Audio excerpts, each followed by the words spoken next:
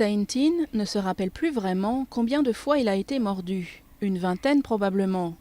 Malgré tout, il continue à charmer les serpents aux eaux de Rangoon.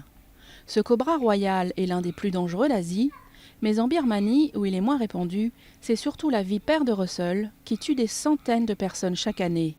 Saintin, lui, assure être protégé par ses tatouages magiques. Les tatouages sur mon corps ont été combinés avec la médecine traditionnelle birmane. Cette médecine spéciale serpent est maintenant sur tout mon corps.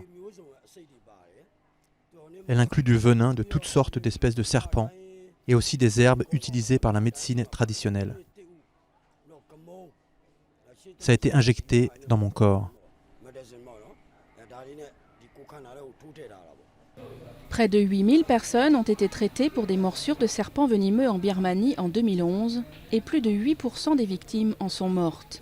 À l'origine de ce taux, bien plus élevé que la moyenne mondiale, un système de santé laissé à l'abandon par des décennies de juntes militaires et un accès difficile aux soins en zone rurale.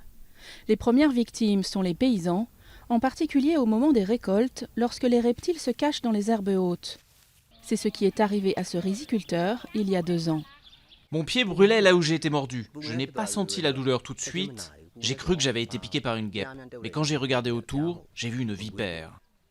Heureusement, il vit près d'un hôpital et a pu rapidement être soigné.